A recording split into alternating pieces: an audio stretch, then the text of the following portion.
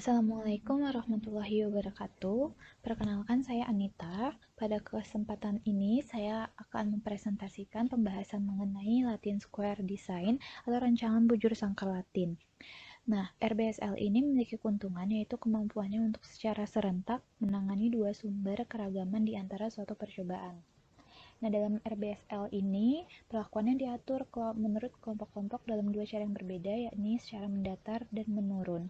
Nah, prosedur ini memungkinkan kita untuk menduga keragaman di antara pengelompokan baris dan kolom dan mengeluarkannya dari galat percobaan yang membentuk bujur sangkar di mana baris, kolom, dan perlakuannya sama banyak. Berikut merupakan denah layout RBSL 4x4. Terlihat bahwa setiap perlakuan muncul sekali dalam setiap baris dan kolom, di mana setiap baris dan kolom merupakan kelompok yang lengkap. Nah, rancangan ini digunakan karena adanya variasi dalam dua jurusan, sehingga pengontrolannya harus dilakukan dalam dua cara. Asumsi yang harus ditegakkan yaitu tidak ada interaksi antara sumber keragaman, khususnya antara baris dan kolom, dengan perlakuan yang dicobakan. Nah, kelemahan dari RBSL ini adalah banyaknya baris, kolom, dan perlakuan harus sama, sehingga jika perlakuannya banyak, maka kolom atau petak yang dibutuhkan juga akan banyak. Disarankan perlakuannya antara 4-8. Berikut adalah model linear dan analisis ragam RBSL. Ini adalah rumusnya.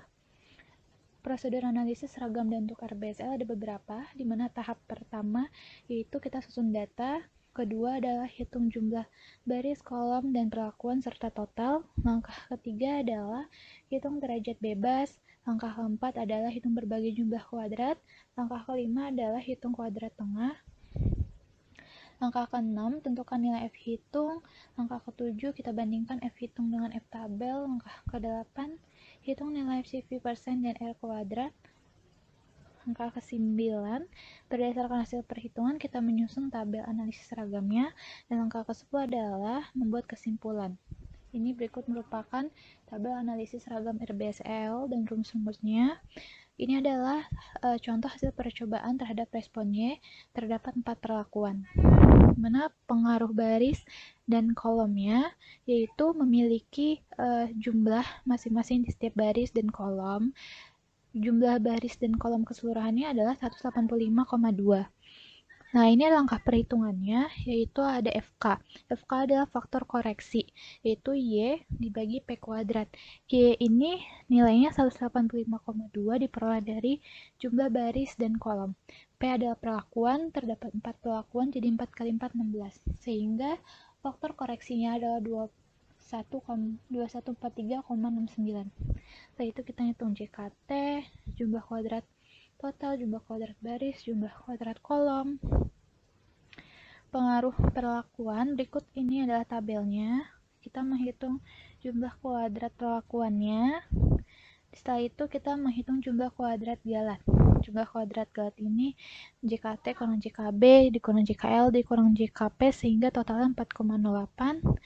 Ini adalah tabel ANOVA-nya, di mana jumlah kuadrat barisnya adalah 12,67, jumlah kuadrat kolomnya 14,24, jumlah kuadrat perlakuannya 27,21, jumlah kuadrat galatnya 4,08, jumlah kuadrat totalnya 58,21.